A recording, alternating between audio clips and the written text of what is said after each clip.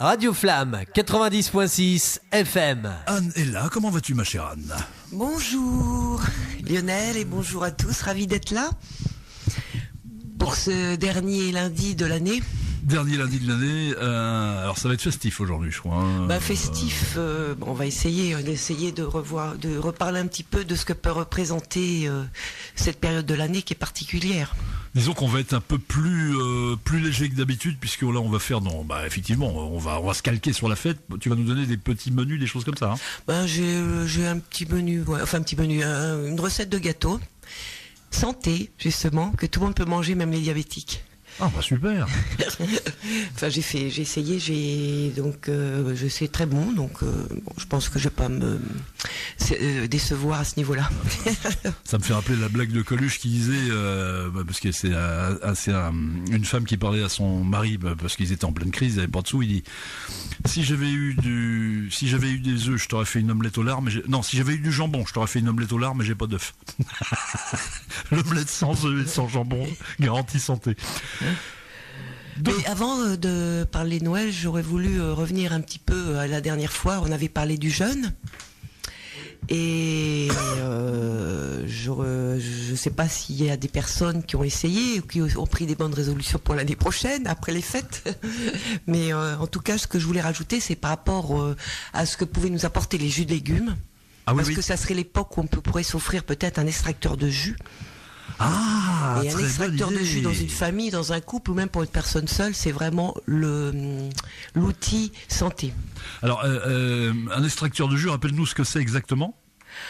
C'est un appareil qui va broyer délicatement le légume ou les fruits pour en extirper le jus. Alors donc que le jus et le reste. Le jus, les fibres on prend pas. On prend pas les fibres, on prend que le jus. Donc l'intérêt du jus, c'est qu'il n'y a pas de digestion des fibres.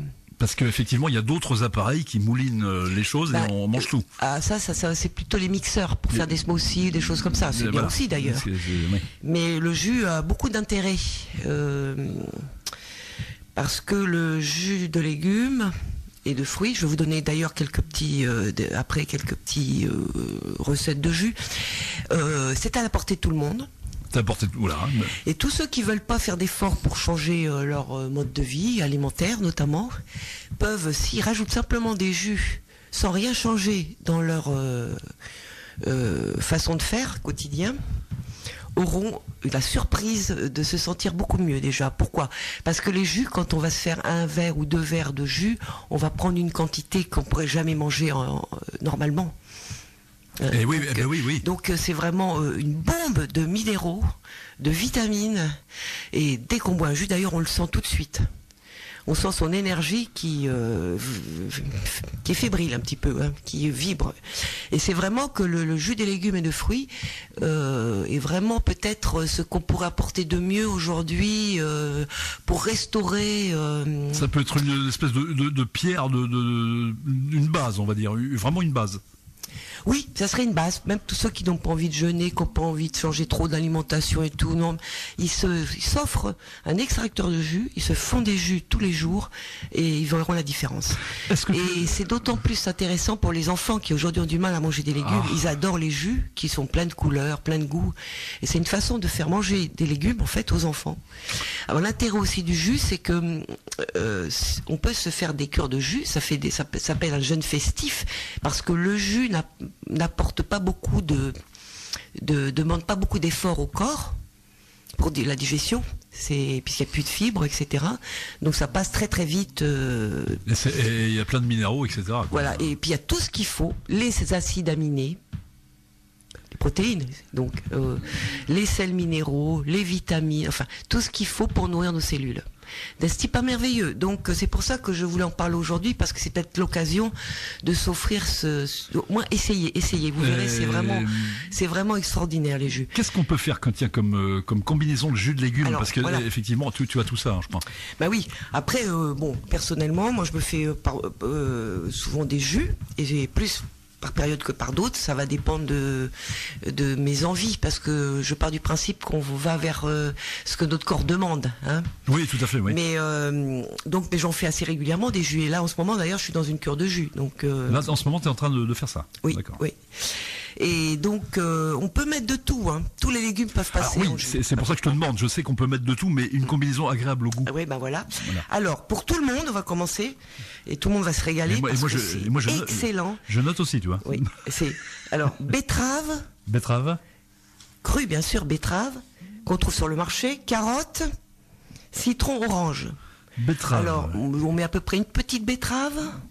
Carotte. 3-4 carottes. 3-4. Un demi-citron, mais entier avec l'écorce. Entier avec écorce. Parce que dans l'écorce du citron, il y a aussi plein de vertus. Et puis 1 ou 2 oranges selon la quantité qu'on veut. Mais par contre, les oranges et les pamplemousses, il faut savoir, il faut les éplucher. Le citron, on peut le mixer à fond, entier. Alors ça, tout le monde peut goûter à ce jus. Alors, on peut rajouter du gingembre. Alors gingembre, je note. Voilà, en racine ou en poudre si on n'a pas de... C'est très très bon pour la santé, ça, le gingembre. Ah oui, et on peut même ajouter du curcuma, qui est vraiment l'antioxydant aujourd'hui, qui est considéré pratiquement comme le meilleur. Ah, il paraît que le curcuma, ça fait plein de choses, j'ai vu ça, oui. Oui, gingembre plus curcuma. Et si on aime, on peut rajouter une petite pointe d'ail, pourquoi pas. Mais ça, bon, c'est vraiment... Plus ail. Mais la base, c'est betterave, carotte et puis un agrume. Franchement, c'est délicieux. D'ailleurs, un jus de carotte tout seul, c'est délicieux. Un jus de betterave tout seul, c'est délicieux. Mais là, vous avez, dans les betteraves, c'est extraordinaire, la betterave pour nettoyer le foie, pour fluidifier le sang, enfin, nettoyage du sang. Les carottes, ça contient le carotène, excellent aussi pour tout ce qui est système digestif, les intestins. Mais le problème, c'est que tu te sens un peu en carotène après. Enfin, voilà, bon, comme Donald Trump. C'est vrai que j'en ai pris moins cet été parce que quand je prends des jus de carotte, je suis pas bronzée, je suis toute noire. J'avais fait l'expérience il y a 2 ans et moi j'aime bien rester j'aime pas trop bronzer en fait. Mais finalement, en buvant du jus de carotte régulièrement, on garde une peau mate toute l'année. Non mais c'est vrai que franchement, alors c'est de la radio, mais vous verriez la mine de Anne, franchement ça marche. N'exagérons rien, mais mais c'est vrai que depuis que je bois des jus réguliers, surtout avec la carotte, même la betterave, c'est très très riche en couleurs, hein, la betterave. On a une peau qui prend plus facilement la couleur du soleil. Quoi, hein, et c'est vrai que et même sur le corps, même si on s'expose pas. Hein. Moi je sais que les carottes c'est très très bon pour la santé. Oui, la carotte, c'est. D'ailleurs, j'ai ma petite fille, Jade, qui ne supportait pas le lait à la naissance, ni le lait maternel d'ailleurs, enfin qui avait en tout cas des problèmes digestifs, et qu'on a élevé avec sa maman avec du jus de carotte. Et c'est une petite fille superbe. Parce que dans le jus de carotte, c'est ce qui est de plus proche au niveau des composants du lait maternel. Et on parle souvent d'ailleurs du cri de la carotte, c'est une parenthèse comme ça que j'ouvre, c'est galvaudé comme information. Le cri de la carotte, ce sont les fans qui crient, pas la carotte. Les fans de la carotte, évidemment, vous allez comprendre. Bon. Alors voilà, on ferme la parenthèse. Alors, pour les sportifs, par exemple, pour ceux qui vont courir, ceux qui font de la musculation ou autre chose, tous ces sports un petit peu qui en demandent un petit peu, ça va être le céleri branche, qui est très chargé en sels minéraux, notamment au chlore de sodium. Alors encore une autre recette de jus, hein, d'accord. Oui. Alors céleri branche orange, gingembre et curcuma. On va toujours garder un petit peu cette base-là. Alors le mélange orange céleri branche, ça donne aussi un délicieux goût. Ah, ça donne un bon goût. Oui. Après, on peut rajouter ce qu'on veut, mais je donne des bases. En sachant que le céleri branche est très salé, naturellement. Donc, pour ceux qui dépensent beaucoup, c'est une manière de se recharger en sel. Le céleri, c'est délicieux. On n'en mange pas assez. Le céleri. Et c'est vrai qu'il y a beaucoup de gens qui n'aiment pas ça. C'est délicieux, le céleri. Oui, en jus, c'est très bon aussi. Et en jus, c'est bon aussi. Parce que c'est vrai que c'est très fibreux. Oui. On perd le côté fibre par contre avec le... Oui, mais on peut manger bien sûr, je pense qu'on ne peut pas boire que des jus, sauf quand on veut faire un jeûne de jus, pourquoi pas. Mais on peut manger aussi des fibres, puisqu'on sait très bien que notre petite bactérie dans nos intestins adore les fibres pour se nourrir. Voilà. Après, on peut associer les deux. Et on peut associer les deux. Oui. Parce que on peut absorber une quantité de sels minéraux qu'on ne peut pas quand on mange des salades en fait.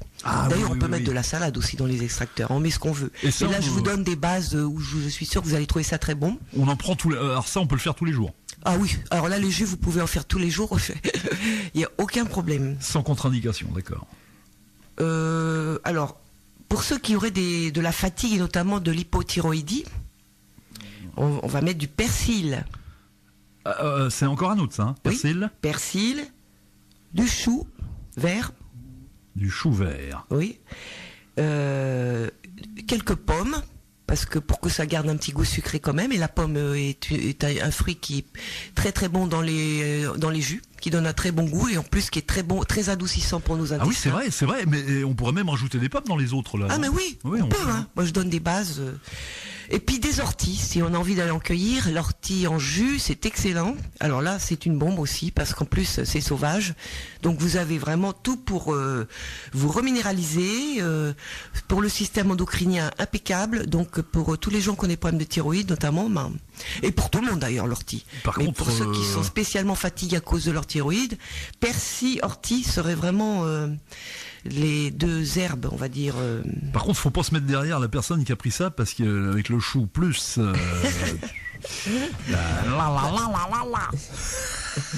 Non. Ben moi, j'ai jamais remarqué que quand je faisais des jus. Oui, effectivement, c'est que le jus, hein, d'accord, on est bien d'accord. Et ça, quel goût, ça, curiosité. Justement, c'est ça qui est bien dans les jus, c'est qu'à chaque fois on peut faire des jus différents et à chaque fois on a des goûts différents et à chaque fois on est étonné. Bah oui, parce que ça fait un nouveau goût. Comme c'est bon. De fait, ça fait un nouveau goût, un nouveau truc, quoi, un nouvel assemblage. Oui. C'est créatif en plus. Créatif. Et puis les enfants adorent ça.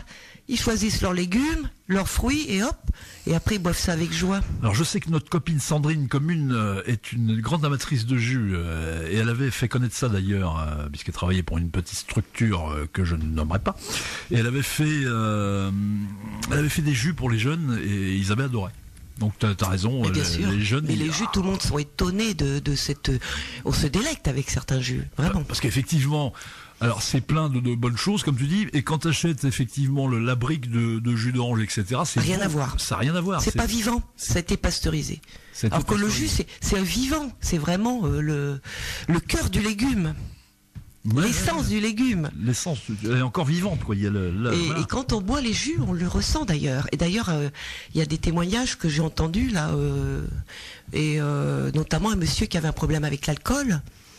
Ah oui, tu m'avais parlé de ça. Un monsieur qui avait un problème avec l'alcool, il a rien changé dans sa vie, il s'est mis à boire des jus et il a arrêté l'alcool. Et il a arrêté l'alcool. Bon, pas en 2 jours, mais il a arrêté l'alcool parce qu'il s'est aperçu que ça lui apportait tellement cette énergie qu'il recherchait peut-être à travers l'alcool qu'il a reçu avec les jus. Donc ça lui a permis de changer complètement de mode de vie. Sans rien faire d'autre qu'à d'ajouter des jus. C'est pas merveilleux ça? Le jus a naturellement poussé l'alcool de côté et il a dit pousse-toi, hop, le gars il s'est mis à boire, non? Oui, et puis il y a plein de témoignages que j'ai vus. Les gens qui boivent des jus témoignent vraiment de manière très positive. Eh bien, ma chère Maryse, il reste à vous poser une question. Combien pour l'extracteur de jus? Combien ça coûte un extracteur de jus? Eh ben, c'est relativement cher. Enfin, un extracteur de qualité, c'est pour ça que je me renseigne pour le Père Noël. C'est peut-être une bonne occasion pour faire un cadeau commun. Je me renseigne pour le Père Noël. Après, je pense qu'il y a des extracteurs qui sont de moins bonne qualité, qui sont beaucoup moins chers, mais pourquoi pas pour commencer? Il faut faire une recherche. Oui, mais vraiment, c'est un investissement. Moi, je l'ai depuis 10 ans, mon extracteur. Oui. Et il n'a pas bougé. Par exemple, vous pouvez même faire, moi j'en ai un qui me vient, par exemple, vous prenez des chaussettes sales, vous faites extracteur de jus de chaussettes, voilà. Enfin, ça, je ne sais pas si c'est très digeste. Enfin, donc, ouais, c'est de l'ordre de 100, on va dire de 150, 200 euros. Oui, c'est ça. Il faut compter à peu près ça. Et bon, après, je crois que maintenant, ils font des extracteurs moins chers. Mais ceux qui sont vraiment de bonne qualité, faut compter au moins entre 200 et 950 euros. Oui. Bah, c'est un peu comme dans un autre style, c'est le fameux Thermomix qui se décline avec une gamme de prix qui va du haut jusqu'en bas. C'est ça. Puis c'est garanti un certain temps. Le mien était garanti 15 ans quand même, hein, sur le moteur, etc. Enfin, sur vraiment le. Et tu t'en fais quasiment tous les jours? Peut-être pas tous les jours, ça dépend des périodes. En ce moment, je m'en fais tous les jours. Et puis, sinon, régulièrement, c'est sûr. Parce qu'à chaque fois, je suis étonné quand je reprends vraiment les jus, à quel point c'est bénéfique. Et je vais vous donner un dernier jus pour tous les problèmes, pour les gens qui ont les problèmes mentaux, enfin les problèmes psy en général. Ah bah moi ça me va. La dépression, tout ce qui est émotionnel, enfin tous les problèmes, quoi, le mental va pas bien, quoi. Alors, qu'est-ce qu'on fait? Alors. Betterave toujours, parce que la betterave, alors là, une fois qu'on a goûté à la betterave en jus, on peut plus s'en passer. C'est vrai que c'est très bon le goût de la betterave, c'est sucré en plus. Oui, et puis c'est pratiquement la panacée avec la carotte et le chou, c'est extraordinaire. Alors, pomme, betterave, patate douce. Ah, patate douce. On va mettre 2 patates douces environ, 2 pommes, allez, une petite betterave, et on va rajouter un peu d'ail. Alors j'ai goûté avec l'ail, j'avais pas osé, c'est excellent finalement un peu d'ail dans les jus. Et ça ne donne pas une mauvaise haleine. Et, Mais par contre, c'est une toute petite gousse. Et- Juste un tout petit peu et ça donne un petit piquant mais délicieux. combien de betteraves? Combien? Une petite betterave. Une petite, d'accord. Quand on n'a pas l'habitude, il vaut mieux commencer doucement avec la betterave parce que c'est assez... On peut rajouter de la carotte avec, énergétisant. on peut rajouter de la carotte avec ça, non? Si on veut. Si on veut. Après, on peut rajouter une petite pointe de piment. Alors là, ça va booster tout le système endocrinien, puisqu'on sait que les problèmes qui viennent dans le cerveau sont liés au système hormonal. Du gingembre. Oh la vache, c'est carrément la formule de... Ça, oui. Et quand on peut se rajouter du chou, parce que faut savoir que dans le chou, il y a beaucoup de vitamine B. Plus œil de Et chauve-souris. souvent, on est en manque de vitamine B quand on a en dépression ou dans des moments compliqués ou des troubles du comportement, on va dire. Donc, on rajoute un peu de bave de crapaud et d'œil de chauve-souris. Voilà, et du soufre. Donc, mais après, voilà, je vous donne des indications comme ça, mais si vous faites tout simplement betterave, ail, un peu de gingembre, vous allez voir, c'est délicieux. Hein. De toute façon, tous les jus sont bons pour la santé. On pourrait dire que c'est un alicament, on va dire. Alicament, ah c'est joli, Hein? j'aime bien. Oui. Et plus, moi, tu vois, je rajouterais une petite orange là pour donner un peu de oui, goût, là. pourquoi pas. On peut aller plus orange. Une hein, orange. Sauf que moi, j'ai appris que c'était mieux de pas mélanger les agrumes avec la pomme au niveau du goût. Ah d'accord. Soit on met de la pomme et de la poire, pourquoi pas, hein. Et pas ah oui. Et soit on met des agrumes, citron, pamplemousse, orange, hein, parce que le pamplemousse est excellent pour le foie aussi, donc on peut aussi changer les oranges avec le pamplemousse. Enfin, c'est à vous de trouver les mélanges. Mais tu as raison parce que effectivement alors vous pouvez vous aussi sur le net est génial pour ça. Moi j'avais téléchargé alors, vous tapez dans Google, vous tapez bonne combinaison d'aliments. Et là, il va vous sortir une table avec des aliments qui se combinent et des aliments qui ne se combinent pas. Oui, donc les agrumes qui sont acides. Alors effectivement, les fruits ont tendance à se bagarrer avec les fruits sucrés. Les fruits, les agrumes, tout ce qui est un peu acide, ils se bagarrent dans l'estomac. Donc faut mieux pas trop les mélanger quand on mange les fruits. Voilà, c'est ça. Mais dans les jus, bon, on ne prend pas trop de risques. Hein. Bon, oui. C'est au niveau du goût surtout. Je trouve que c'est dommage de perdre le goût de la pomme avec les agrumes ou perdre le goût des agrumes avec la pomme. Voilà. Mais c'est vrai que j'ai eu l'occasion de goûter.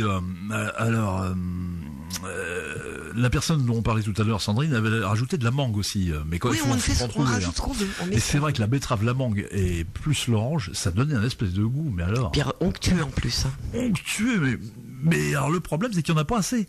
Parce que tu as envie d'en boire un deuxième verre, mais bon. Oui. Mais justement, quand on fait des journées de jus, pourquoi pas? On peut s'autoriser une journée à boire que des jus. On peut boire 1 litre, 2 litres sans problème. Et là, au niveau du corps, ça fait vachement bien. Ah oui. Alors ça nettoie aussi, hein, parce que les fruits, il faut savoir que c'est aussi ce qui aide à nettoyer le corps.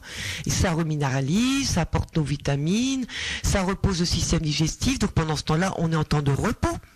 Et ce fameux temps de repos qui permet donc que le corps se rééquilibre. Vous êtes en jachère. Ça permet aux enfants de manger leur quota de légumes et de fruits avec plaisir, avec créativité. Ils adorent faire les mélanges. Ouais, et après, on met des notes. Qui était le meilleur ou pas, etc. Parce que c'est vrai qu'avec les enfants, on fait souvent le petit avion pour leur faire manger le chou de Bruxelles. Oh, regarde le petit avion, il va rentrer dans ta bouche. Il faut savoir que les légumes qui paraissent pas très bons comme ça au goût, en jus, quand on met avec de la betterave ou des fruits, eh bien, ça passe très très bien, très très bien. Et de manière générale aussi, alors ça c'est des combinaisons que tu as testées, mais vous pouvez vous-même tester des combinaisons qui... Voilà, et puis même sur Internet, si vous regardez, vous voyez à peu près tous les vertus des légumes, et puis vous pouvez donc faire vous-même vos recettes. Il y a des idées de combinaisons en plus, je suppose, sur Internet. Oui. Après, moi, mes combinaisons, je les fais moi-même par rapport à mon expérience. Je sais qu'il y a des combinaisons que j'aime bien ne pas faire trop de mélange entre le vert et le rouge, parce que ça fait du marron dans le jus. Tu vois, si tu mets de la betterave avec du vert, ça va faire un marron. Et je trouve que la couleur est importante. Donc, je préfère faire donc des jus soit que vert, très vert, avec beaucoup de chlorophylle, hein, persil, épinard. Ah ça, le pomme épinard, c'est excellent. Persil, pomme, épinard et puis carotte. Et puis le lendemain, je vais plutôt faire betterave, carotte, orange, et j'aurai un jus rouge, un beau rouge. Ah, effectivement, ça peut être une bonne méthode justement de pas mélanger pour pas faire au niveau des couleurs, quoi. Pas de rouge. Tu disais pas de rouge et de vert. Alors, bah, si, on peut le faire, mais après c'est mon expérience. Moi, j'aime quand c'est festif, donc quand il y a de jolies couleurs, donc on peut alterner. Mais justement, c'est ça qui est intéressant dans les jus, c'est qu'on peut faire des expériences et on ne risque rien. Même si c'est marron, c'est délicieux, hein. C'est pas le problème. Alors voilà, si vous êtes daltonien, ça change la donne, hein. Vous écoutez pas les daltoniens, mais là, on s'adresse vraiment aux gens un peu esthétiques pour que ça aille avec la couleur des murs, etc. Bah, j'ai remarqué que au départ, quand on est débutant, on a tendance à mettre beaucoup de choses dans les jus. Voilà, ça serait mon cas, moi, parce que et plus on avance, plus on cherche le goût, vraiment le raffinement, et on est pur. Oui, non, mais je me doute. Mais effectivement, t'as envie de faire rentrer tous les joueurs sur le terrain. Tu dis, alors ça va être bien dedans. Alors ouais, et puis l'orange. Et si on mettait de l'ananas? Ah bah tiens, un petit coup d'ananas. Oui, bah l'ananas aussi, ça passe en jus. Puis l'intérêt des jus, c'est quand vous avez des fruits bio, vous n'avez pas besoin de les éplucher. Vous faites tout passer. Ah oui, avec l'écorce. Enfin, la peau de la pomme, la peau de la betterave. Enfin, il suffit de nettoyer, puis vous passez dans votre extracteur. Par contre, quand c'est pas bio, je vous conseillerais quand même d'éplucher les fruits. Ah bah tu vois, moi j'ai fait ça. Alors, les légumes. On sort un tout petit peu du sujet, mais on y reste quand même.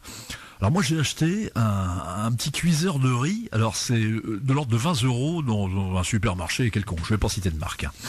Et avec ce cuiseur de riz, donc moi maintenant je me fais, je cuis des pommes parce que j'ai découvert qu'on pouvait cuire des pommes. Alors vous allez sur le net pour voir la quantité d'eau qu'il faut. Alors pour 1,5 kg de pommes, faut environ 300 ml, c'est-à-dire un verre d'eau de 25 centilitres, quoi, un petit peu plus. Vous mettez ça avec vos pommes, vous rajoutez un petit peu de sucre vanillé, etc. Et pourquoi je dis ça? Parce que par rapport à ce que tu disais. Donc moi c'était des pommes de mon jardin qui me restaient parce que j'ai 3 petits pommiers. Ça c'est les meilleurs. Donc là effectivement tu mets la pomme en entier. Bien sûr. Et tu ne l'épluches pas. C'est là où il y a le plus de vitamines, c'est dans la peau de la pomme. Et là dernièrement j'ai fait un truc. J'ai mis du lait de coco avec. J'ai tenté le coup. J'ai dit tiens je mettrais bien du lait de coco avec. Donc ça devait être super bon. Plus lait de coco et j'ai mis des clémentines et j'ai mis je les ai bien lavées et j'ai mis l'écorce avec.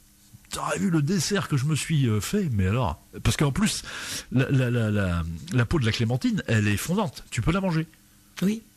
Et alors, évidemment, il faut bien la laver avant. Ou alors, si on a la chance que ça soit bio, mais faites ça chez vous aussi. Hein. Alors, on est dans un autre cadre. On n'est plus dans le jus, là, mais.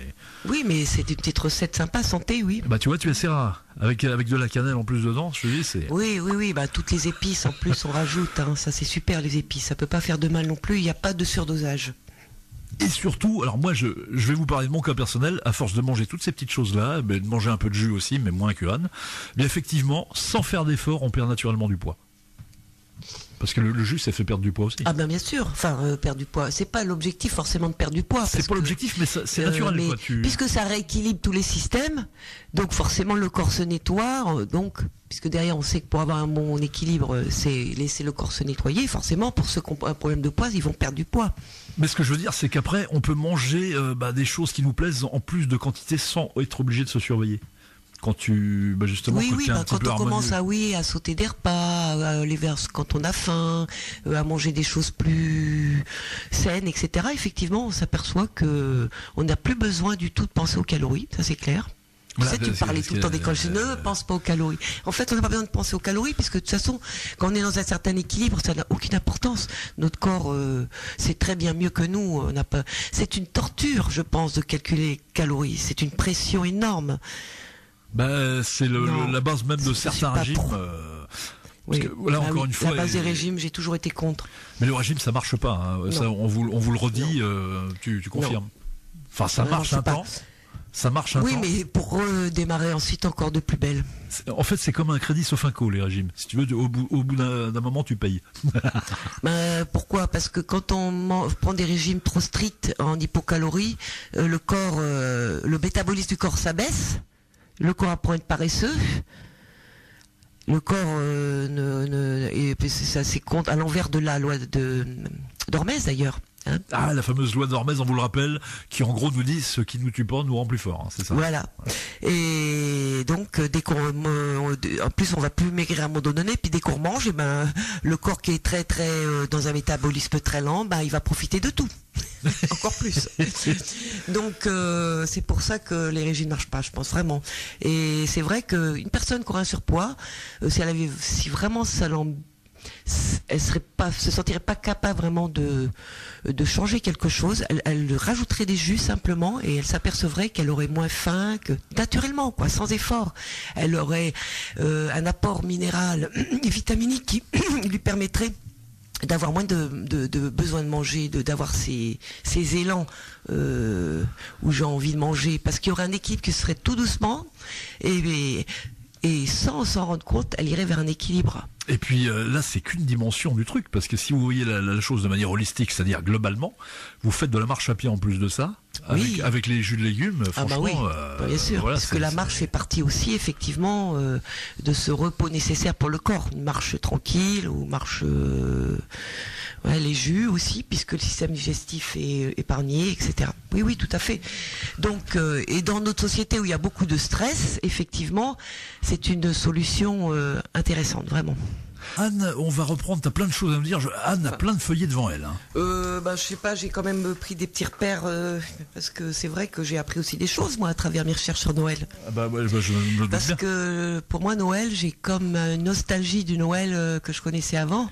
Où Noël c'était vraiment une fête particulière avec nos enfants petits et c'est vrai qu'aujourd'hui Noël a beaucoup perdu de saveur, je trouve.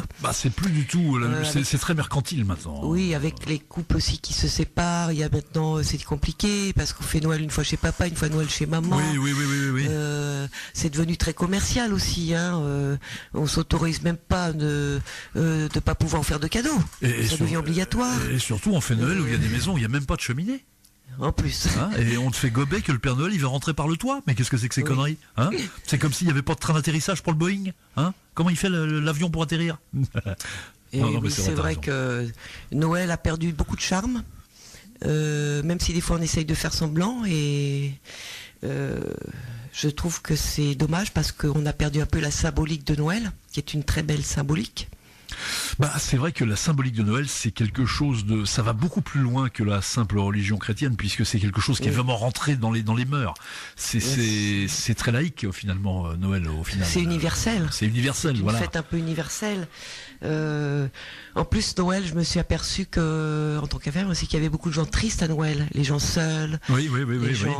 Aussi les gens qui font semblant avec leur famille. Parce que qui se sentent obligés, etc.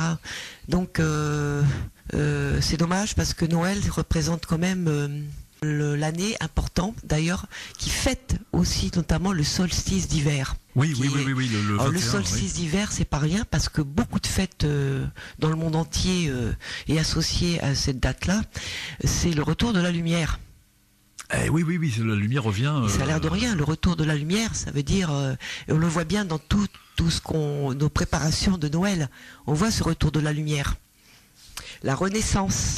Moi, ce que j'aime beaucoup de Noël, effectivement, ce que je retiens de Noël dans ma tête, parce que effectivement, quelque chose est toujours relié à des sensations. C'est des odeurs de sapin d'abord et les couleurs rouges et vertes. Pour moi, Noël, c'est ça avant tout, quoi. Oui, c'est ça. Le rouge et le vert. Pour toi aussi, hein, c'est rouge et vert. Entre autres. Il y a la naissance déjà à la base, donc chez nous, c'est la naissance du Christ. C'est ça, le petit Jésus, c'est son anniversaire, mais il n'y a que lui qui n'a pas de cadeau. En fait, c'est très symbolique aussi les dates, parce qu'on ne sait pas s'il est né le 25 décembre, et on ne sait pas quelques années près même quand est-ce qu'il est né, mais on s'aperçoit qu'ils ont choisi quand même la date du solstice d'hiver, juste quelques jours après. Hein, donc c'est pas anodin, c'est pour ça qu'à un moment donné, on a un mélange de laïcs et de chrétiens dans Noël. D'ailleurs, ça reviendra après. C'est très imbriqué, quoi. Oui, voilà, c'est très impliqué. C'est comme c'est comme Frigidaire, la marque qui est devenue le frigo. C'est un peu ça. Voilà, c'est un peu ça. Puis en plus, ça tombe bien parce qu'il fait froid à Noël. Voilà, l'exemple est bien. Et puis il n'y a pas que Jésus qui est né le 25 décembre. Il y a aussi Calopier qui a mis au monde Orphée dans la mythologie.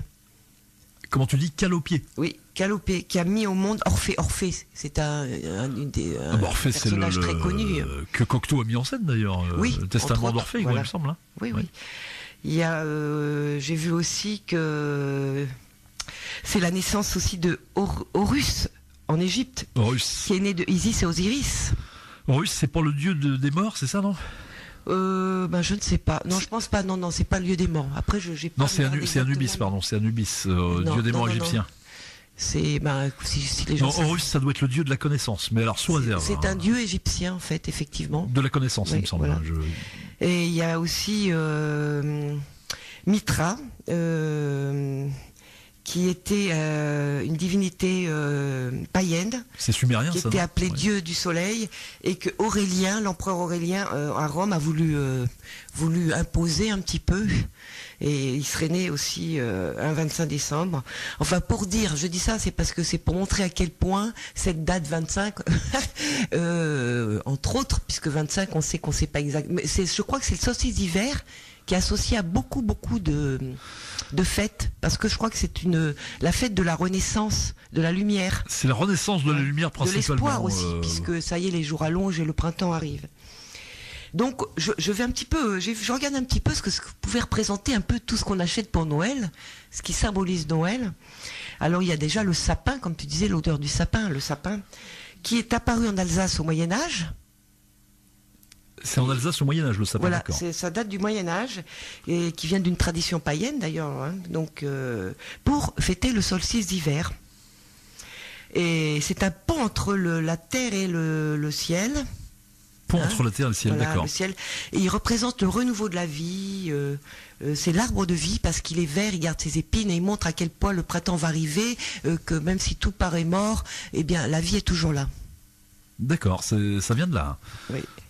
Alors on a le gui aussi, Ah, le fameux Guy et le ouf. qui vient des Gaulois, parce qu'il faut savoir aussi que Noël, ce qui est donc lié aussi au solstice d'hiver, étaient les Celtes, les Druides, les Gaulois avaient des fêtes très importantes pour eux à ce moment-là aussi. Oui, ils étaient très. Et donc le gui vient des Gaulois, c'est une plante sacrée. Et un accord qui était passé sous le gui le permettait fameux- de faire la paix. Donc on voit, il y avait le mot paix déjà. Déjà c'était la paix qui était représentée à travers ces fêtes-là. Donc les embrassades sous le Guy, ça Oui. vient de là, d'accord. Voilà. Quand un baiser était posé sous un gui aussi, entre deux personnes, c'était signe de bonheur et de mariage.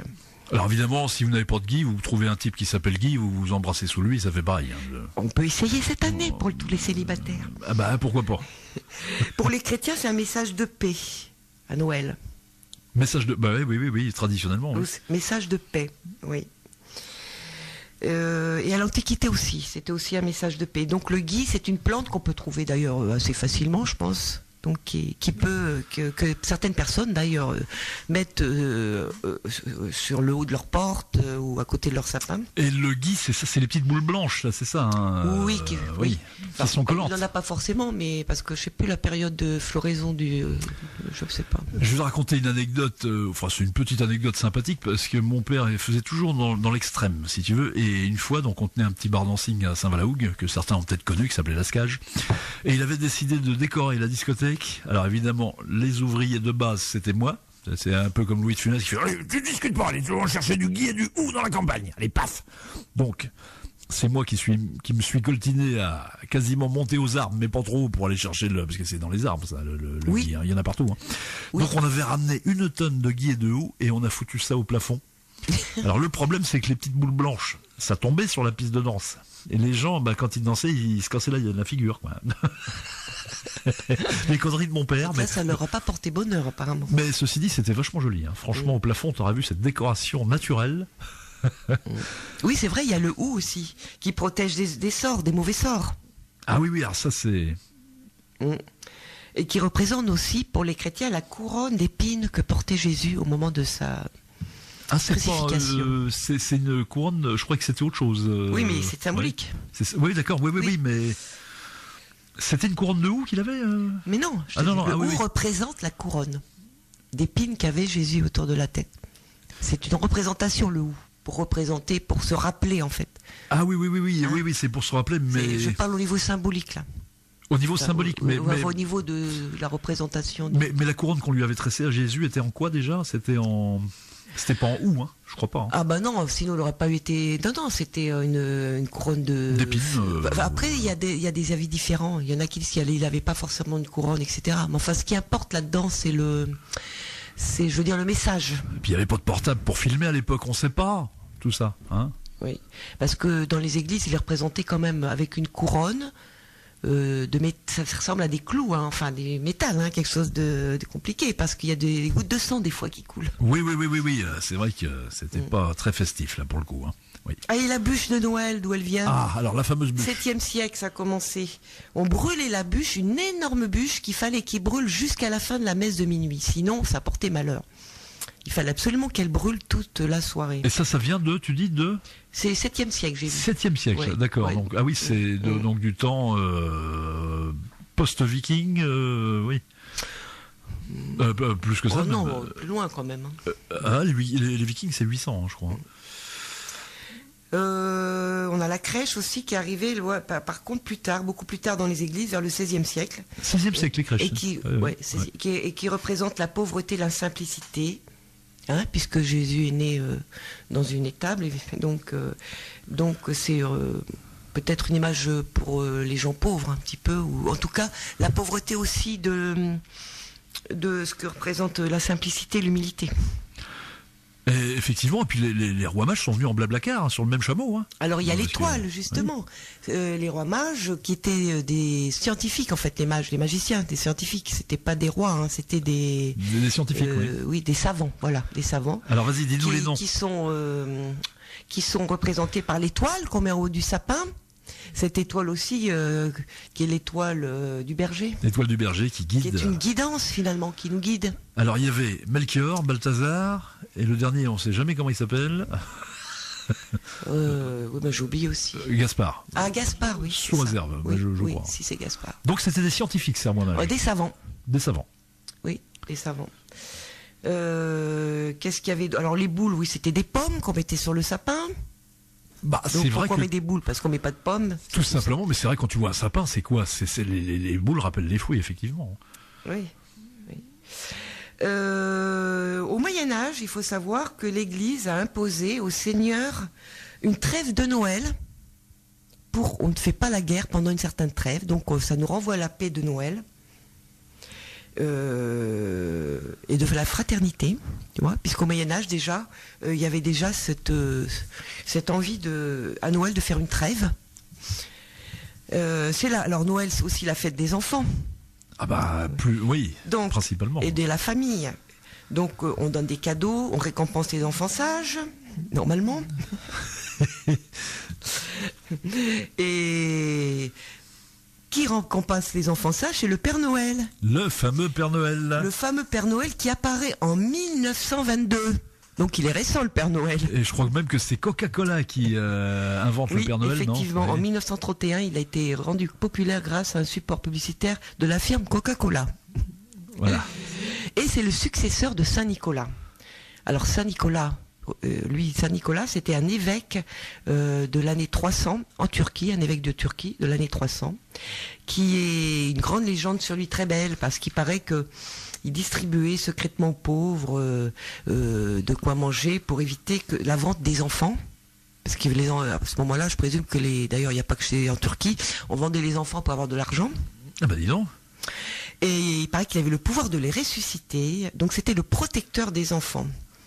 Et il récompense les enfants quand ils sont sages, il leur met des friandises dans leurs souliers. Voilà d'où vient la légende aussi du Père Noël. C'est ce qui est très âgé. Moi, je me rappelle Saint-Nicolas, puisqu'il est de l'année 300. Moi, je me rappelle d'une histoire qui me terrifiait quand j'étais petit, ces fameuses histoires de Noël. Justement, c'était avec ce Saint-Nicolas qui ressuscitait les enfants. Et dans l'histoire, ils avaient coupé les enfants en rondelles et lui, il avait remis toutes les rondelles ensemble et il avait refait des enfants entiers. Ah bien. Et ça m'avait traumatisé parce que j'étais pas vieux. Je dis oh là là. Alors après t'as des images et tu dis mais les enfants ils étaient vraiment en quartier quoi. Bon, on retrouve aussi toutes ces symboles dans les couleurs de Noël, comme tu disais, le rouge, la chaleur, la fête, c'est le sang du Christ, hein. C'est aussi la couleur de l'amour aussi, hein, le rouge, notamment en Chine, le rouge. Il n'avait pas le sang bleu, le Christ, non? Il était un peu noble, il n'avait pas le sang bleu, le Christ. Le sang bleu, je comprends pas ce que... Bah, il était un peu noble, tout ça, non? Il avait pas le sang... Non, c'est parce que les nobles ont le sang bleu, on dit. Ah d'accord. Non. Il avait le sang rouge comme tout le monde. Bon, allez, ça. Il y a le vert qui représente la nature, l'espoir de vie, le printemps, hein. Il y a aussi le blanc, la neige. La neige, oui, c'est vrai. Pureté, joie, paix. L'or, la lumière. Donc on voit qu'autour de Noël, il y a beaucoup de symboles qui représentent bien la paix, l'amour, la joie, qui est fêté à peu près dans toutes les cultures. Et on a d'ailleurs, oublié, oui, vas-y. Non, vas-y, continue, parce qu'on a oublié un symbole aussi de Noël. C'est l'orange. Oui, alors c'était dans les cadeaux dans les souliers, c'était des oranges, effectivement.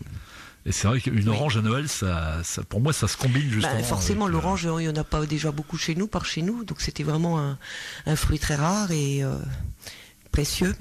Et puis, je pense qu'à l'époque, on n'avait pas aussi les moyens de s'ouvrir des cadeaux comme aujourd'hui. Ah bah souvent, les grands-parents nous racontent toujours, nous, les enfants, vous êtes gâtés, vous avez des iPhones à Noël. Nous, on avait des oranges dans les chaussures. Et c'est vrai que nous, on conçoit même pas ça. Enfin, les jeunes ne conçoivent pas. Non, pas du tout. Non. Que le fait que tu avais une orange, tu étais content. Oui, bien sûr, mais tout est relatif. Hein. Avec un sucre d'orange. Alors donc, Noël, c'est quand même une fête... qu'on pourrait retrouver différemment, quoi. C'est la fête quand même de l'enfant divin qui est en chacun de nous. Ah, c'est d'accord. Hein, c'est une fête de la naissance, de la retour de la lumière. C'est la fête de la paix. Et je vais parler d'un texte, je vais lire un texte de Krishnamurti, qui est un grand sage éveillé, que beaucoup de gens connaissent d'ailleurs. Hein. Oui, il est assez connu, Krishnamurti. Et par les temps qui courent, justement, je trouvais qu'il était très approprié, puisqu'en ce moment, effectivement, nous sommes dans une conjoncture un petit peu mouvementée. Hein.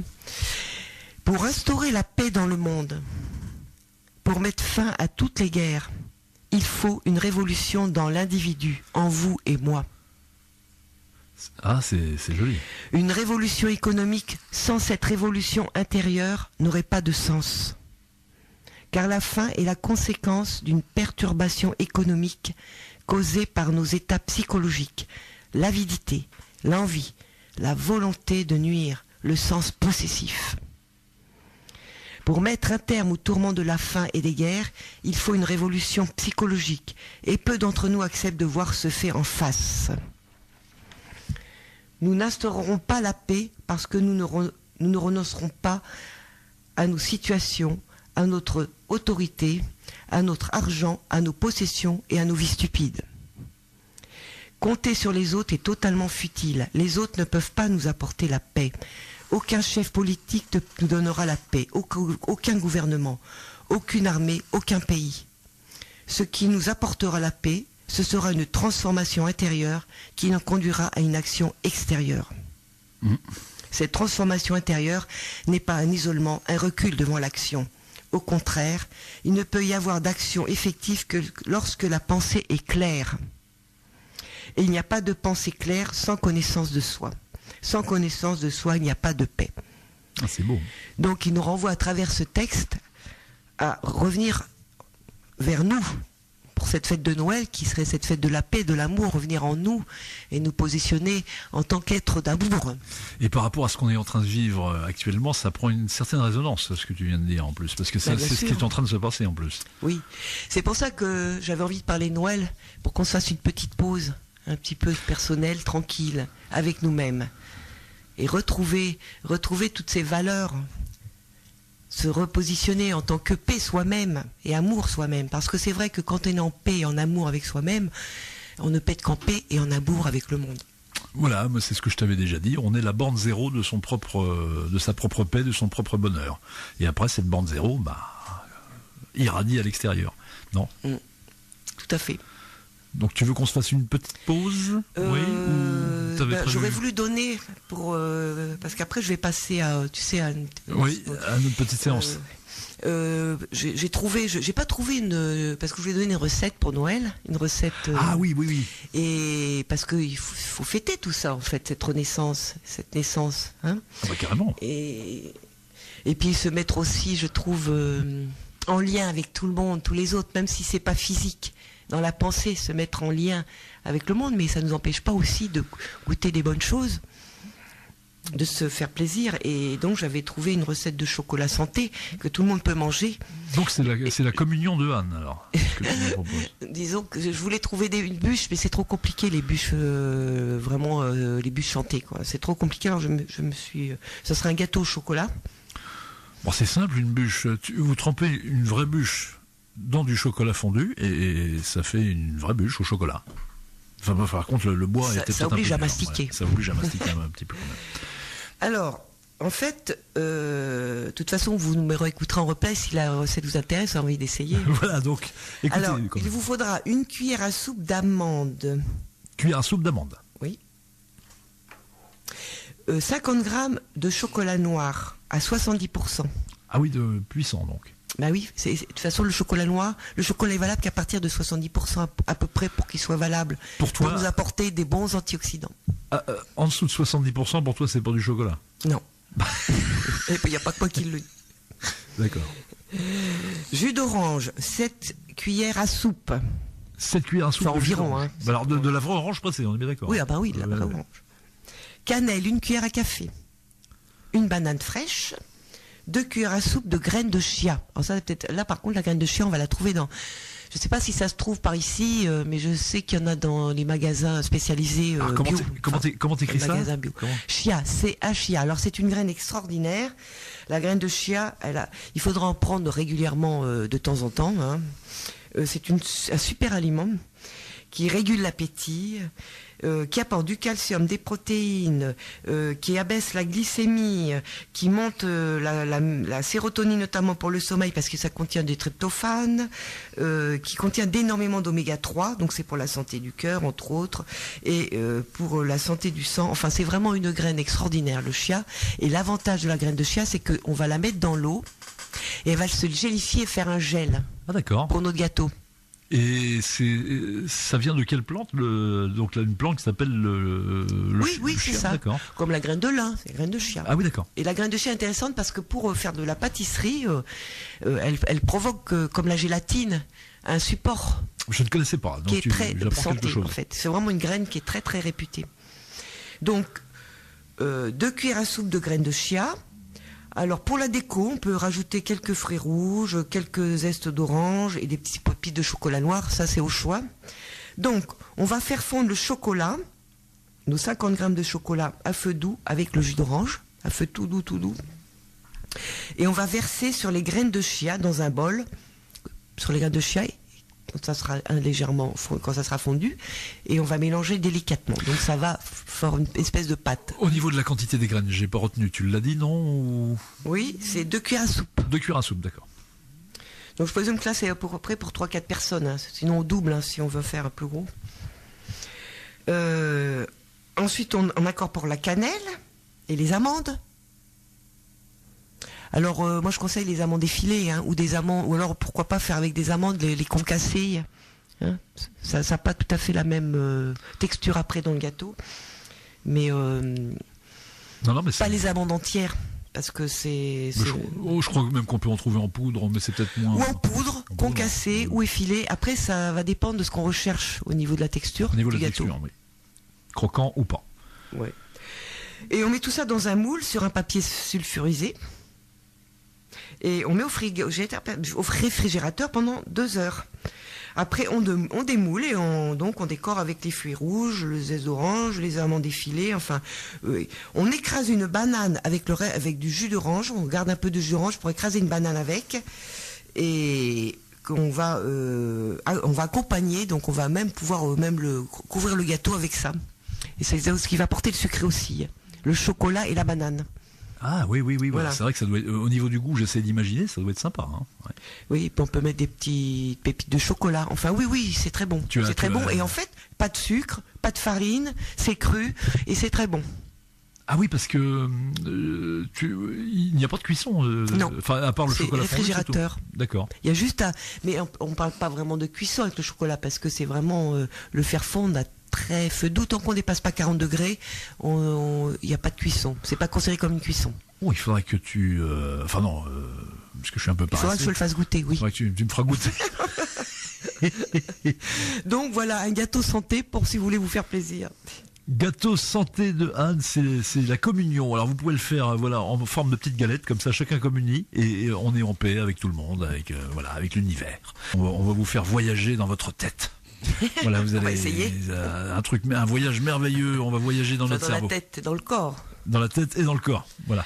Oui, parce que je pensais que développer un petit peu l'outil Ho'oponopono, c'était adéquat par rapport à Noël.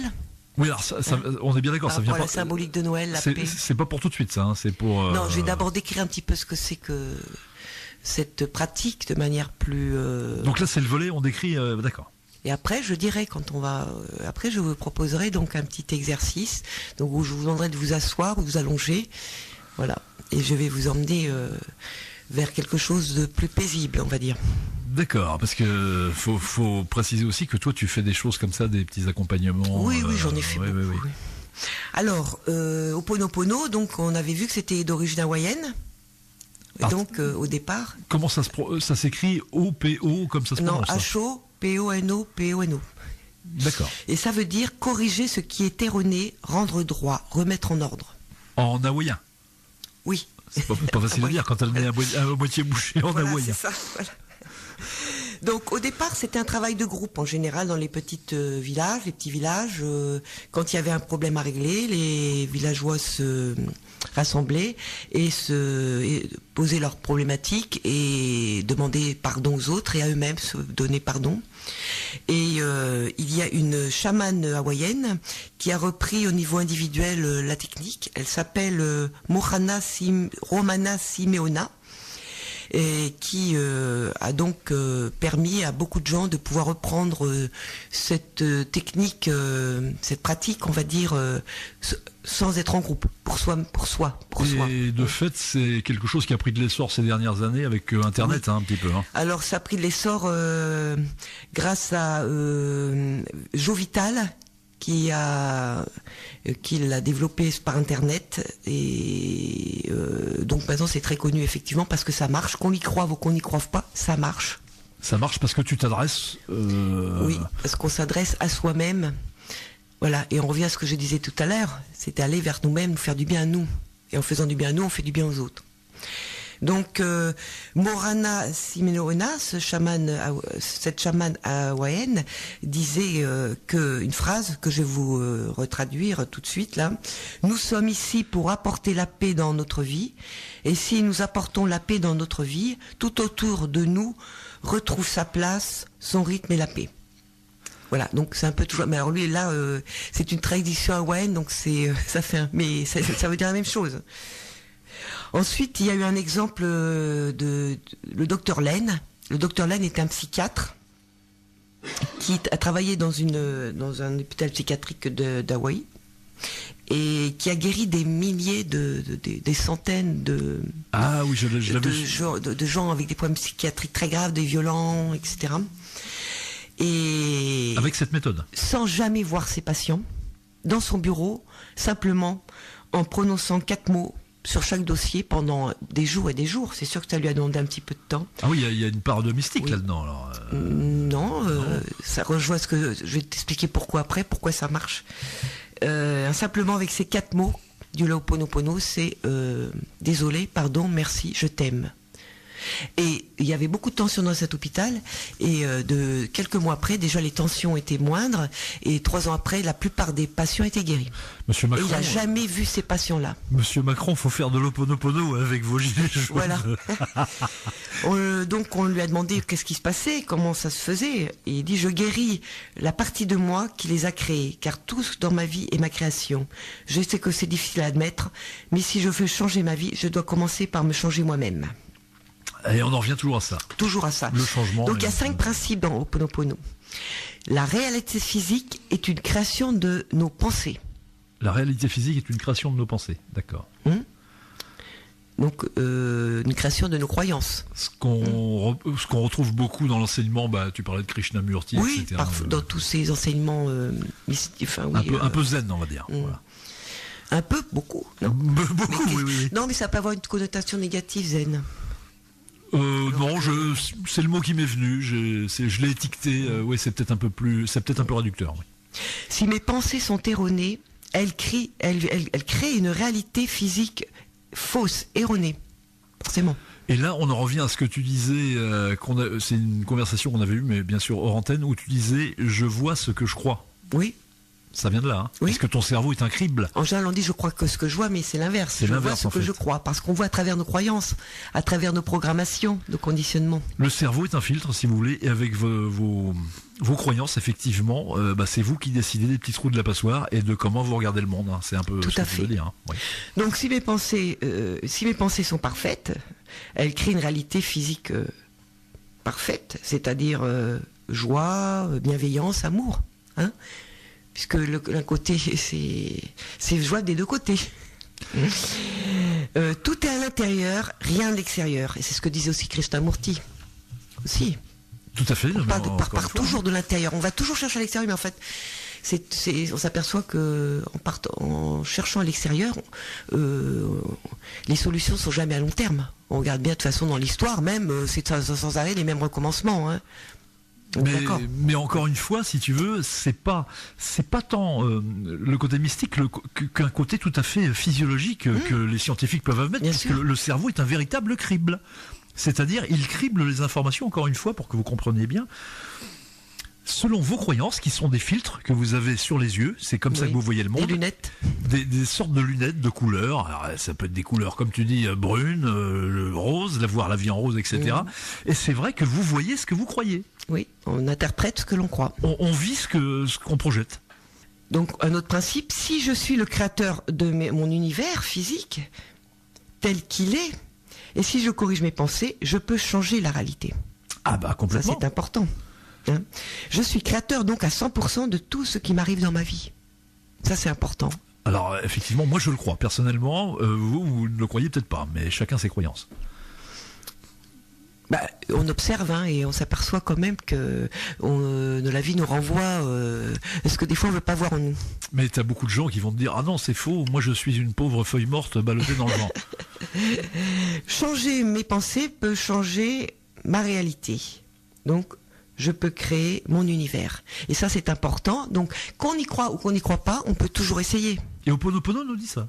Oui, ça, c'est les principes de Ho'oponopono. C'est marrant parce que c'est exactement les mêmes principes que l'homme V, etc. Bien sûr, que les éveillés. Oui. Oui, mais ça part, c'est une philosophie hawaïenne. Donc ça part. Les Hawaïens étaient des gens très gentils à la base, qui recherchaient toujours l'harmonie, la paix, l'amour. Ils le sont toujours, puisqu'on a l'image des colliers de fleurs, etc. C'est quand même sympa, quoi. Oui. Tous les peuples ne se ressemblent pas. Eux, ils arrivent, ils te mettent un collier de fleurs. Nous, t'arrives en France, tu te fais enguirlander. C'est une guirlande, mais c'est pas la même.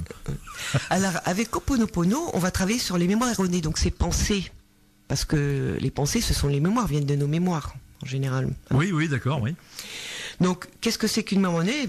Déjà, une mémoire, c'est un programme inconscient qui a été créé, qui a été créé par un événement dans le passé, dans l'enfance, à travers nos parents, à travers les ancêtres aussi, ça peut venir des ancêtres, puisqu'il y a des transmissions comme ça dans les familles. C'est un engramme, quoi, en gros. Oui, c'est... Une sorte d'engramme, parce que c'est le terme de psychanalyse. Oui, c'est... L'engramme, si tu veux, c'est ce qui est... C'est ça, c'est un programme qui est resté... voilà, c'est ça, c'est tout ce qu'on nous a inculqué, et tout ce qui est inculqué dans les familles, à travers les ancêtres, les parents, même la société, l'école, etc. Les événements aussi qui nous ont perturbés, et tout ça donc laisse des mémoires et qui sont pas forcément conscientes, qui sont souvent inconscientes, parce que j'avais dit que 90% de nos actions sont inconscientes en fait. Donc pour résumer ce que dit Anne, si vous voulez, par exemple, il vous arrivait un truc terrible, je sais pas, vous avez eu un accident, quelque chose comme ça, et on va dire que ça sentait, il y avait une odeur d'orange, il y avait une telle luminosité, etc. Et lorsque vous avez donc en ayant votre traumatisme, vous avez enregistré tout ça, toutes les composantes de cette chose. Toi, tu parles de traumatisme, c'est pas forcément des traumatismes. Non, ça peut être autre chose. Ça peut être aussi des suggestions, comme quand un enfant peut nous dire « Oh, sois gentil, Ouais, mais être trop gentil, c'est une galère. » par ça exemple. ça fonctionne pareil qu'un Oui, traumatisme. c'est ça, c'est pareil. Tout est organisé dans nos mémoires et souvent sont inconscientes. Et ça se déclenche Donc quand on est programmé en fait quelque part. Et quand tu retrouves les sous-modalités aussi, ça se déclenche quand tu retrouves l'odeur qu'il y avait à ce moment-là. Oui, il n'y a pas que l'odeur, il y a aussi pourquoi quelqu'un me regarde mal. On ne sait pas, mais nous on l'interprète comme ça. Et oui, Tu vois, tout. il y a... Ou alors dans la vie aussi, on va s'obliger d'être toujours gentil. Oui. Il faut... Et c'est terrible d'être toujours gentil. Ça veut dire qu'on peut être soi-même. Oui, ça marche que dans les dessins animés. Et oui, puis des fois on craque et puis on devient méchant. Enfin bon bref, je veux dire c'est tout ce qu'on a qui fait qu'on croit qu'on est. Mais c'est inconscient en fait. Tous nos comportements viennent sous nos mémoires. Ah bien sûr il y a des mémoires qui sont pas forcément désagréables, mais il y en a beaucoup parce que sinon on se souffrirait pas autant. Et en fait ce sont des parcelles de nous tout ça. C'est des parcelles de nous, mais c'est pas. Est-ce que c'est vraiment nous? Justement, nos Ho'oponopono va nettoyer tout ça pour se retrouver nous-mêmes un peu plus, nettoyer toutes ces mémoires qui nous encombrent, qui nous empêchent vraiment de vivre ce qu'on a à vivre vraiment. Pourquoi on s'autorise pas, par exemple, à être, je sais pas moi, être un musicien? Parce que nos parents nous ont dit que ça, on pouvait pas gagner sa vie avec ça, et on va se forcer à faire autre chose. Pourquoi est-ce que je m'oblige toujours à ne surtout pas dire à quelqu'un ce que je pense? Parce que, pourquoi est-ce que je suis gentil avec telle personne alors que j'aurais envie de lui dire de me laisser tranquille? Pourquoi j'ose pas dire non? Enfin, c'est tout ça. Mais non, mais Donc, ces mémoires erronées créent des croyances parce qu'on croit profondément que, effectivement, c'est normal. C'est normal d'avoir ces croyances-là. C'est normal d'être gentil. C'est normal tu vois. On fonde notre vie sur des croyances. Ce qui est assez amusant, entre guillemets, c'est que toutes ces croyances, justement, se superposent les unes sur les autres, mais ne sont pas forcément en accord les unes avec les autres. Donc ça donne une espèce de truc foutraque. De conflit. Une espèce de conflit. Des conflits. C'est une usine à gaz, finalement. Une usine à gaz. Disons qu'il y a beaucoup de gens, je pense, qui souffrent, mais ils se rendent peut-être pas compte, mais de leur vie aujourd'hui, parce que voilà, en plus la société est très compliquée, donc ils sont perdus un petit peu dans tout ça.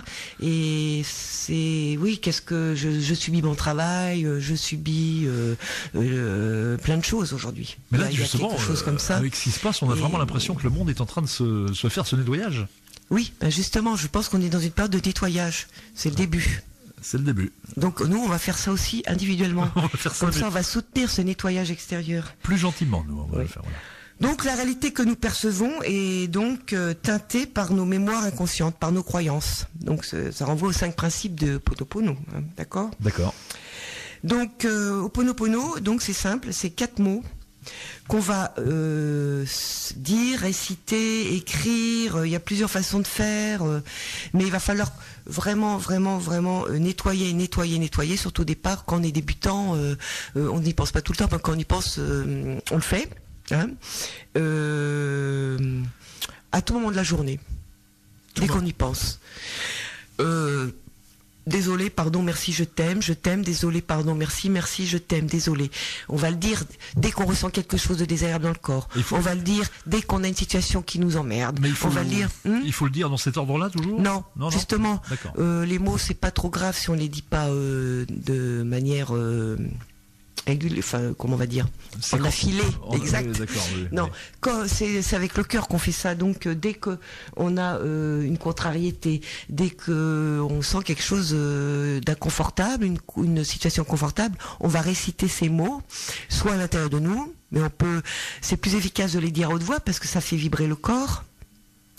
On peut les chanter quand on va se balader, quand on est tout seul, on peut les chuchoter, on peut les écrire, surtout quand on a vraiment gros doigt sur le cœur. Pardon, merci, je suis désolé. Et je vais expliquer pourquoi ça fonctionne. C'est plus fort que de l'autosuggestion, alors ça. Oui. Oui, parce que c'est vrai qu'il y a un côté ça libère, c'est incroyable. D'accord. C'est incroyable. Mais c'est vrai qu'au départ, c'est un peu astreignant parce qu'on a l'impression qu'il faut toujours répéter, sans chercher en plus de résultats, sans attente. Il faut vraiment le faire parce qu'on fait confiance totalement à notre être divin. D'accord. C'est pas notre mental qui va avoir la solution pour effacer nos mémoires. C'est pas le mental. Lui, non, c'est pas lui. Donc c'est notre. Donc, il faut faire totalement confiance au processus à qui on s'adresse. Donc on s'adresse donc à notre, on appelle ça notamment avec en Hawaï, l'être supérieur, Voilà, le divin intérieur, on va dire, notre enfant intérieur. Mais je vais essayer de décrire un petit peu tout ça pour que les gens comprennent bien. Le soi profond, voilà, pour ceux qui ne sont pas religieux, hein, forcément. Le soi profond. Oui, on va dire ça. Après, on peut mettre tous les mots qu'on veut, mais cette flamme qu'on a en nous, qui est inaltérable malgré tout, malgré ce personnage qui souffre. Et nous, et le Normand a du mérite, parce qu'avec la flotte qui tombe, et garder une flamme à l'intérieur, je vais te dire, hein. Et nous ne sommes pas nos mémoires. Voilà, ça, oui, effectivement. Nous ne sommes pas dans les Donc, mémoires. de réciter tous ces mots-là, ça veut dire, c'est nettoyer, sans savoir à quoi correspondent ces mémoires. On n'a pas besoin de savoir ce que c'est que ces mémoires. Ça va nettoyer, et on va se sentir de plus en plus léger. On va se sentir de plus en plus, apaisé. Oui, c'est ça. Oui, vraiment, dans la paix. Puisque Noël, c'est la paix, donc c'est pour ça que je voulais parler de cette technique aujourd'hui. C'est super. Tu nous fais un beau cadeau. Alors, il y a 4 éléments dans Ho'oponopono. Il y a le subconscient qui s'appelle Uni-Ipili en haïtien. Oh là là. Ah non, pas haïtien, on dit haïtien, oui, ça doit être ça, je pense. C'est l'enfant intérieur, le subconscient. Hawaïen plutôt, hawaïen. Hawaïen, pardon, c'est ça, je me disais aussi. Alors, Uni-Ipili, donc, qui représente la partie émotionnelle de notre être, donc où sont stockées les mémoires, les pensées, les mémoires des ancêtres et tout ça, toutes ces mémoires dont je parlais tout à l'heure. C'est l'enfant intérieur, qui représente l'enfant, donc, chez les Hawaïens. Il y a An, qui représente le conscient, le mental, l'intellect qui permet de faire des choix, qui représente la mère, chez les Hawaïens. Et on a Omakua, c'est, disons, l'âme, ou l'être supérieur, donc ça dépend les mots qu'on met, qui est relié à Dieu, à la source. C'est un peu le même principe que chez nous. Qui représente le Père, tout à fait. Et il y a Kane, donc, qui est l'intelligence universelle, enfin, qui est vraiment la source universelle, qui nous anime tous, on va dire. Ça, c'est le socle de Kane. Cette philosophie hawaïenne. D'accord ? Donc, pourquoi ces 4 mots ? Désolé. Désolé, je ne savais pas que j'avais cette mémoire en moi. Alors, effectivement, ces 4 mots, ils s'adressent à l'enfant, on est bien d'accord, à l'enfant intérieur. À tous. Tout est interconnecté, c'est pareil. Donc on va s'adresser à l'enfant intérieur, à notre mental, on va s'adresser à notre âme, on va dire, et on va donner tout ça à l'univers. Et à Canet. À Dieu, enfin ça dépend de nos croyances, à Dieu, à la source, à tout ce à la vie, tout ce qui manifeste la vie. Donc c'est pour les interlocuteurs, ça. Oui. Alors, c'est-à-dire pour... Ah oui, c'est ça. À qui je m'adresse, voilà. On s'adresse donc à toutes ces parties de nous. Toutes ces parties de nous qui font un tout, le tout. Qui font un tout, effectivement, qui font un tout. Donc, quand on dit désolé, ça serait je ne sais pas que j'avais cette mémoire en moi. Désolé. Alors, imaginons quelqu'un qui a une grande tristesse ou une colère, on va dire. Ou on peut imaginer quelqu'un qui se met à juger un autre avec... Oui, avec pas forcément de la bienveillance. Quoi. Voilà, sans bienveillance, etc. Si on le repère, si on a envie de travailler sur soi, ça serait ça. Désolé parce que je ne savais pas que j'avais cette mémoire en moi. Pardon à la vie et à moi-même. Oui. Merci de m'avoir indiqué le problème que je portais sans le savoir. Je t'aime. La vie, je t'aime. L'environnement, mes mémoires, moi-même, les autres. Tu vois, c'est assez général. Ah, puis c'est empreint vraiment de gentillesse, quoi. C'est le pardon, à soi et aux autres. Oui, c'est ça. Et le pardon, c'est un don qu'on se fait à soi et aux autres. Le pardon. Ah, parce que le pardon, attention, c'est pas facile à pratiquer. Non, justement, mais là, c'est pour ça que c'est excellent comme manière de faire, parce qu'on n'a pas à réfléchir, on n'a pas à faire d'efforts, il y a juste à prononcer ces mots-là dès qu'on est contrarié, dès qu'on sent qu'il y a un événement désagréable qui arrive, dès que on prononce ces mots-là, et ça passe, quoi. C'est fabuleux, il faut essayer, vraiment. Ça permet de se remettre complètement à autre chose que ce fameux mental qui nous fait croire des choses. Et toi, tu l'as testé oui, je le fais. Sur de la colère, des choses comme ça ça. Oui, bien sûr. Oui. Et plus on le fait, plus on s'aperçoit à quel point on est acteur de notre vie. 100% acteur de notre vie. Oui. Oui, parce que nos interprétations fondent. Oui, je comprends ce que tu Quelque veux dire. part. Oui. Hein. Et puis c'est une manière de se retrouver soi-même, d'être bienveillant avec soi-même, parce qu'on n'est pas bienveillant avec soi-même en général. Ah bah on est toujours en train, je te dis, on a carrément une mère supérieure dans la tête là qui est toujours en train de le nous tyran.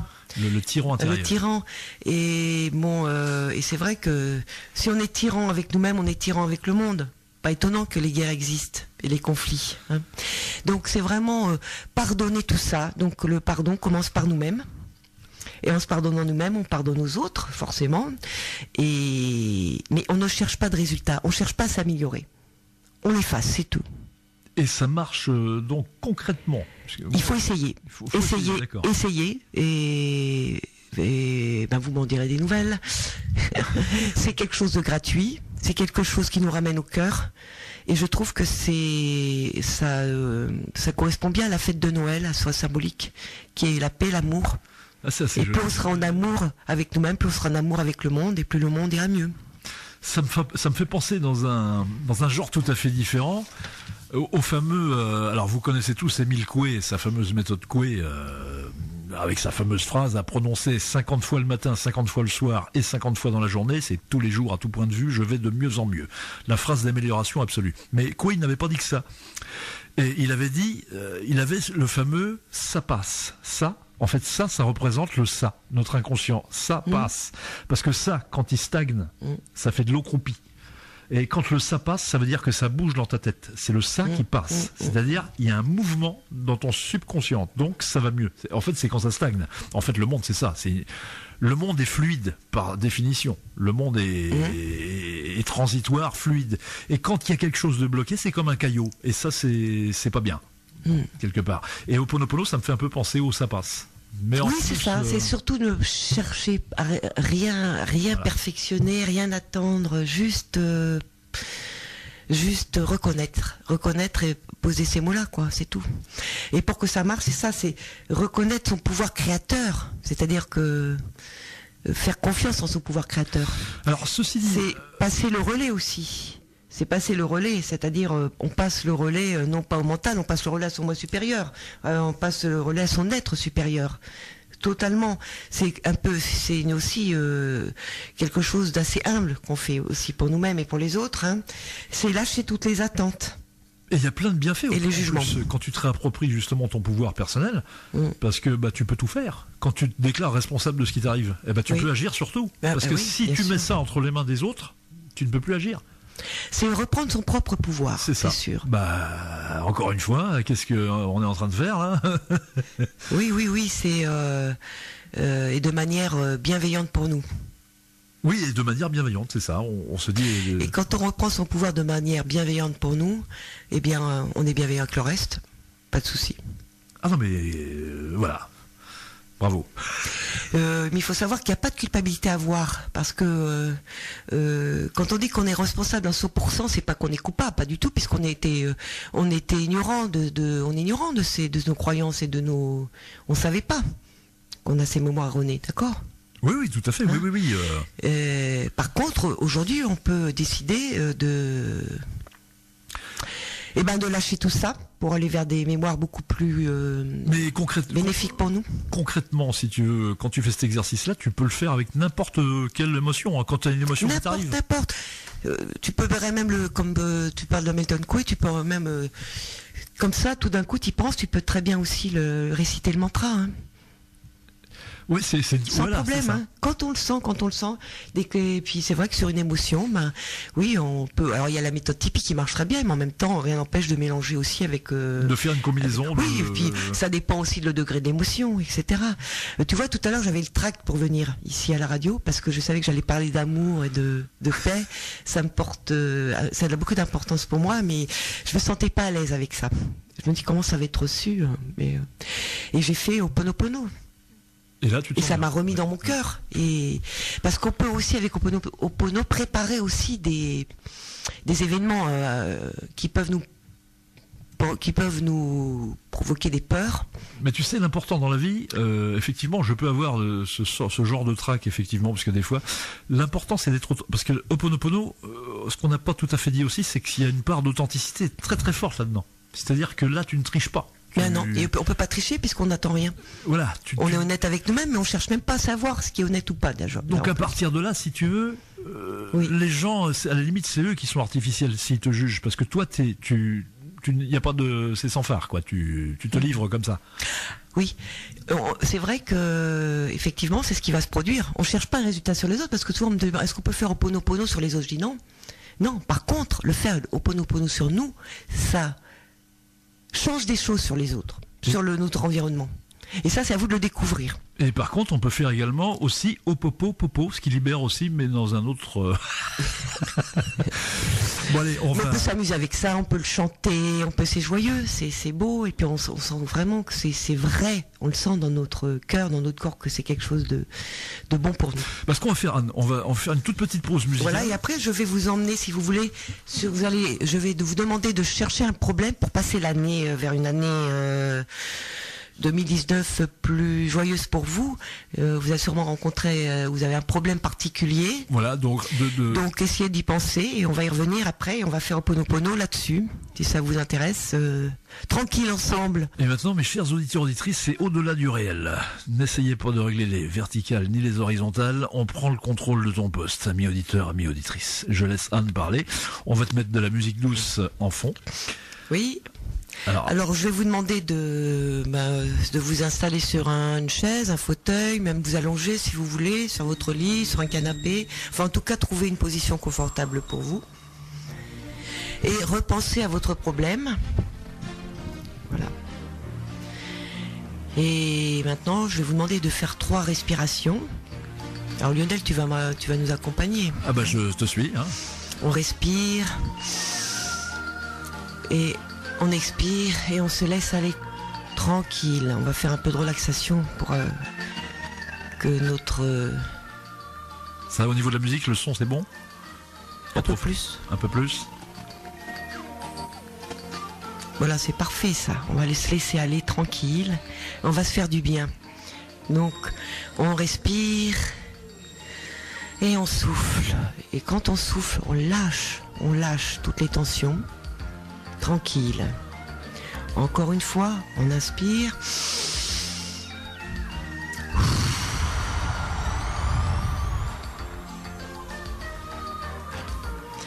Je t'aime. Je m'adresse à la partie divine en moi qui bloque les énergies de tous mes méridiens. Merci à cette énergie d'amour qui est remplie en moi et qui va transformer et transmuter toutes mes cellules et tout ce qui a besoin de l'être. Je demande au divin en moi, à cet amour de connecter toutes les causes directes et indirectes qui sont à l'origine de ce que je vis actuellement. Merci. Je m'adresse à toutes les mémoires erronées, les croyances, les peurs, les conditionnements, les programmations qui sont en résonance avec mon problème. Je t'aime, je suis désolée, pardon, merci. Oui, je demande à ma divinité qu'elle prenne toutes ces mémoires, ces énergies négatives, toute cette souffrance, tous ces ressentiments, et qu'elle les transmette en lumière. Je suis vraiment désolée, pardon. Je ne savais pas ce que j'avais cela en moi. Désolée, merci, je t'aime. Je demande à ma divinité de guérir toutes mes blessures, mes manques.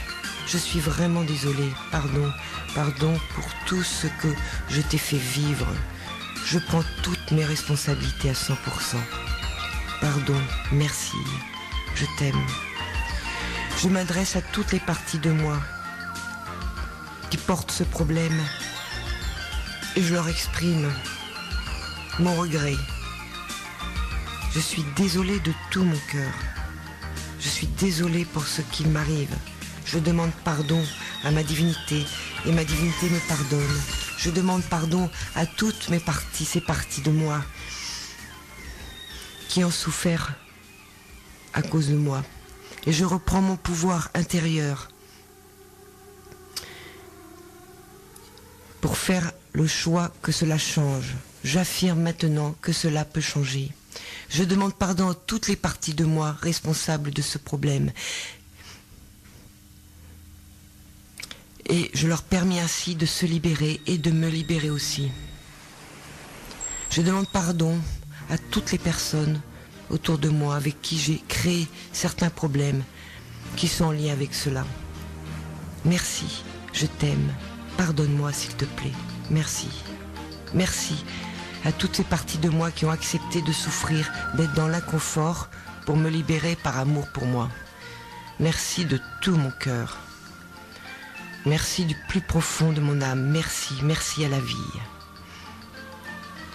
À chaque fois que je vis une situation désagréable, je me dis intérieurement, je suis désolée, pardon, merci, je t'aime. Et je m'aime. Et cet amour, je le fais rayonner dans moi, à travers moi et tout autour de moi, pour révéler ce qu'il y a de meilleur en moi. Merci. Gratitude à la vie. Merci.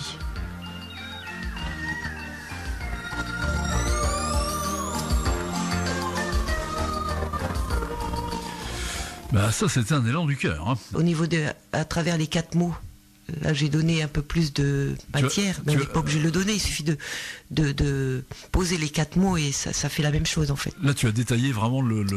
Oui, en même temps oui. Alors sur un problème particulier, oui, effectivement on peut travailler comme ça. Alors effectivement, il y a une certaine, moi ça me plaît beaucoup, il y a une certaine naïveté touchante dans cette, on va dire, cette litanie qui s'adresse vraiment aux parties de nous-mêmes. Oui. C'est-à-dire que... On se donne pardon. Oui. Parce qu'effectivement, quand vous vous parlez à vous-même, il faut toucher la partie sensible qui est à l'intérieur, et effectivement, ça passe par un langage vraiment sincère, et quoi de plus sincère qu'un langage comme celui-ci, quoi. Non, oui, il n'y a pas besoin de chercher compliqué. Voilà. C'est vrai que même quand on a un gros problème, on pourrait simplement dire pardon, je suis désolé, je commande à mes mémoires erronées de se transmuter en mémoire plus satisfaisante pour moi. Merci. Voilà, c'est ça. Mais les 4 mots suffisent en général. Hein, parce que c'est plus simple finalement quand on sait que tout ça travaille à l'intérieur sans qu'on ait besoin vraiment d'être acteur. C'est super. Alors cette méthode sera peut-être plus, comment je pourrais expliquer ça, plus difficile à appliquer pour quelqu'un qui est un peu désabusé, on va dire, non, peut-être quelqu'un qui est un peu... Après il faut avoir envie de se faire du bien. Oui, parce qu'il y a des gens qui sont désabusés et qui... Par exemple quand on est malade, ça marche très bien au Ho'oponopono, parce qu'on se pardonne la maladie, on pardonne tout, on pardonne. Et ça peut aider à guérir. Ah non, mais moi j'en suis persuadé. C'est un problème, hein, la maladie, en fait, quelque part. Oui, c'est ça. Ça peut être vécu comme un problème. La dépression, c'est pareil. La dépression, en plus, on n'est pas bien parce qu'on sait que on peut pas faire les choses, alors que tout le monde attend à ce qu'on fasse des choses. En plus, on nous laisse pas tranquille quand on est déprimé. Oui, hein, tu peux. On peut pardonner, on peut se pardonner. Désolé, pardon, merci, je t'aime, je suis fatigué, je ne peux rien faire, je suis désolé, pardon, merci, je t'aime, désolé. Désolé, pardon, merci, je t'aime. Quand on ressent de la tristesse, quand on ressent de la colère, même quand on avec nos enfants, quand on est dépassé, quand on sait pas comment réagir avec eux, quand on sait pas, voilà, je suis désolé, pardon, merci, je t'aime. Et on remet tout ça donc dans les mains de Dieu finalement, quelque part. Mais c'est vrai que, je vais garder ça pour moi, mais ça fait écho en moi pour des choses, parce que moi effectivement, j'essaie toujours de maintenir. On est tous comme ça, on essaie de maintenir une certaine image. Et des fois, l'image, elle est très très dure à maintenir parce que t'en peux plus. T'es fatigué de maintenir cette image. Et alors, le truc, justement, avec ça, tu la laisses partir. Ouais, c'est comme un lâcher-prise. C'est une sorte de lâcher-prise. Oui, ouais. Oui. Donc ça libère. Donc, je souhaiterais à tout le monde, bien sûr, d'essayer parce que ça vaut vraiment le coup. Et pour finir cette... je vais vous souhaiter un grand pas sage.